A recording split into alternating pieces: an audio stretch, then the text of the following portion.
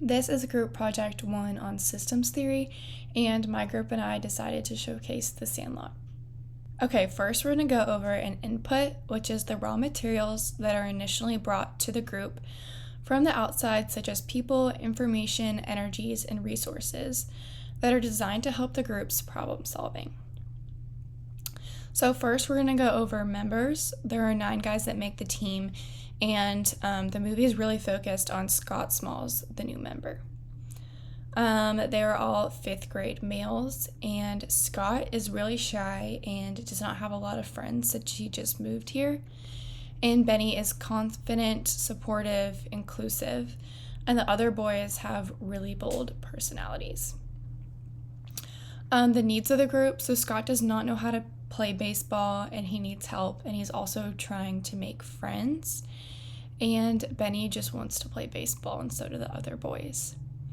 The attitudes of the group are mixed. The other members are hesitant of Scott because of his baseball abilities, and they don't really want him to join at first.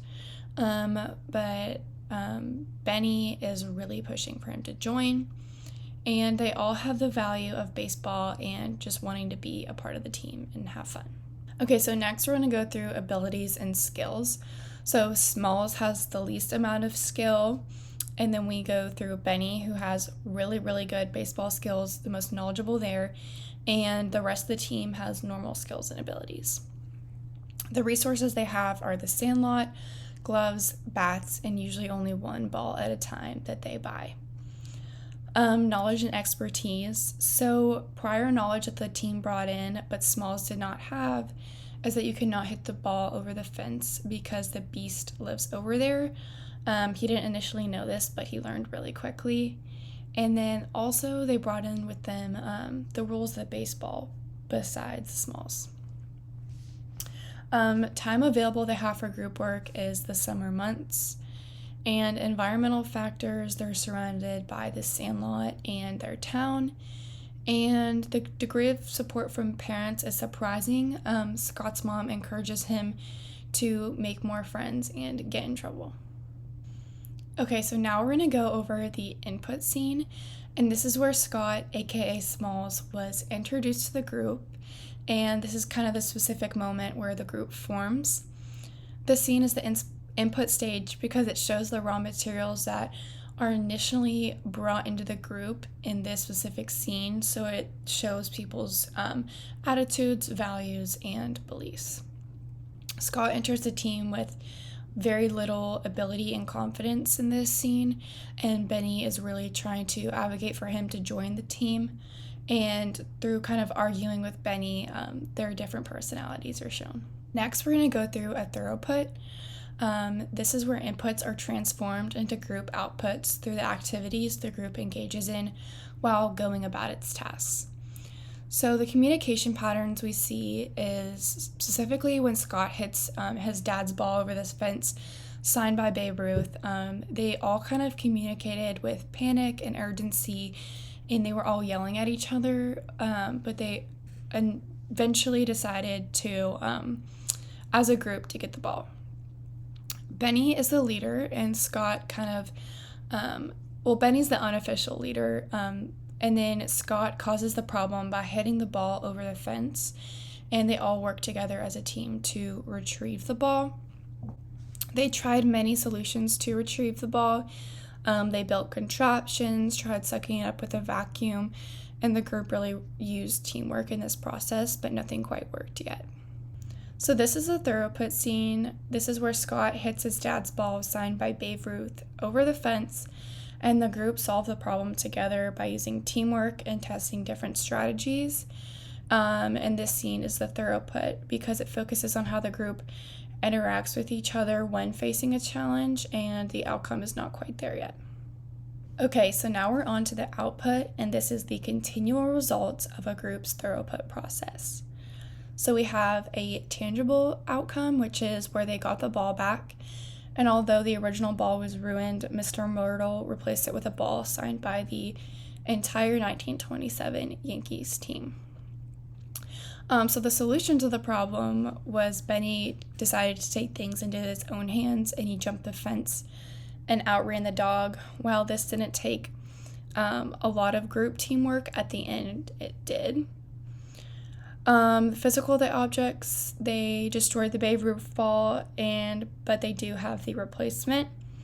And the intangible outcome is important because the group gained stronger cohesiveness and trust because of this, and Scott especially had personal growth, which we'll talk about in a minute. Okay, so in this output scene, Benny decides to solve the problem by himself by jumping the fence, and while it was chaotic, it actually worked.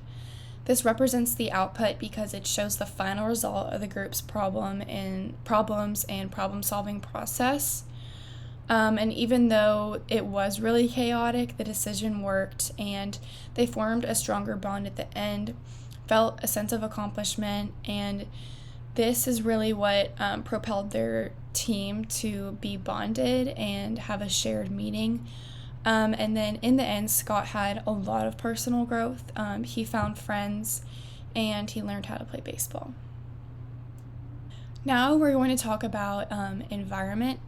A group does not exist apart from its surroundings or environment, much of which potentially affects the group.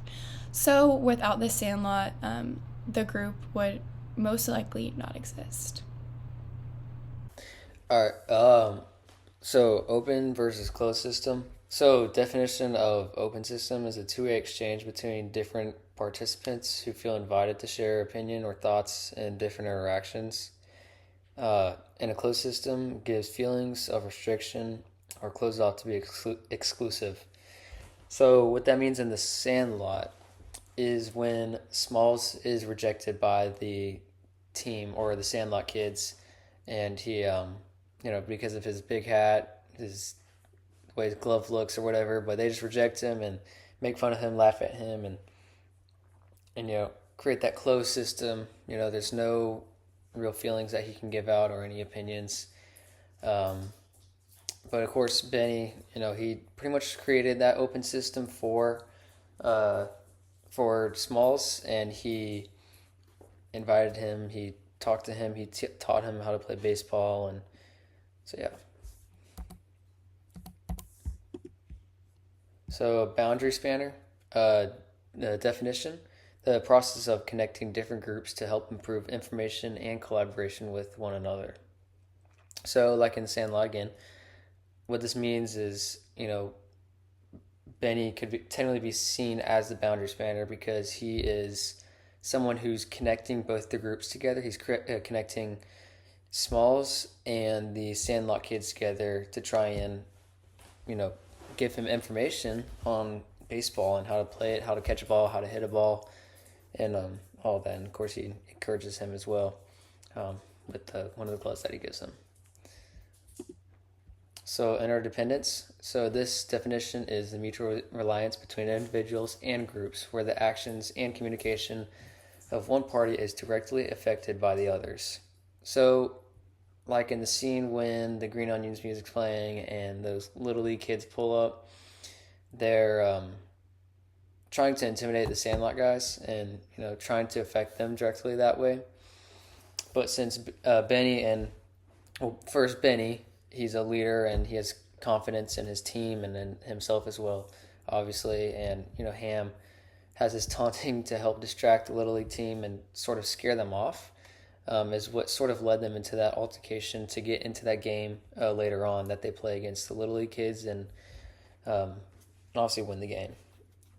But again, it's, where actions and communication, one party's affected by it because Ham is saying insults or taunting them towards the Little League kids, and the Little League kids get offended or whatever, and so then they get into that game. So feedback, a definition of this, the response a receiver gives to a sender's message confirming understanding or signal for adjustment. So a lot of that is pretty notable in this movie because, the whole movie is about Smalls being able to learn how to play baseball, and he's obviously going to have to learn, a lot along the way. And, first it takes me to his stepdad where he's playing ball with him and he's just throwing it around. And, as you can see, he's walking the ball over to him instead of actually throwing it over. So I mean that kind of shows a lot of just room for adjustment, and it kind of tells the dad in a way too, like this kid doesn't know how to play baseball. I think that's pretty known, and and then obviously Benny, he also helps Smalls with throwing the ball, catching the ball again, and all that. Equifinality.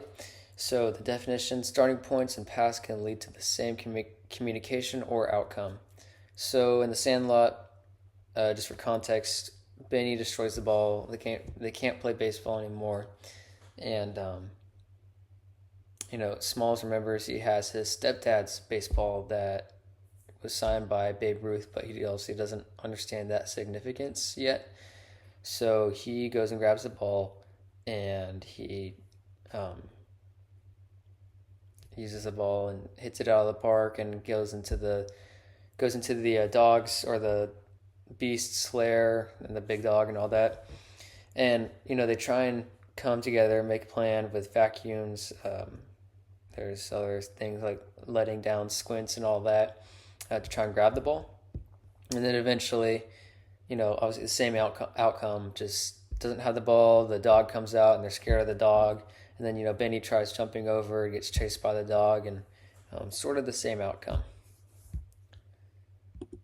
All right, synergy. So the definition of synergy is when combined effort of individuals produces a result that is greater than the sum of their individual contributions.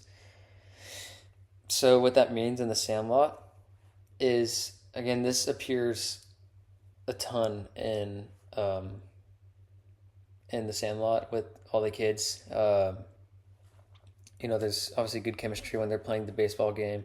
Ham has his taunting insults that he can do, and that's able to let the pitcher throw a good pitch or even bad pitch, and the batter's distracted, and he can't do it because the catcher, Ham, is taunting him and talking about him, and that's obviously combining efforts right there to try and strike him out and then win the game. Obviously, they're putting scores up, and even Smalls was able to contribute a lot to the team as well.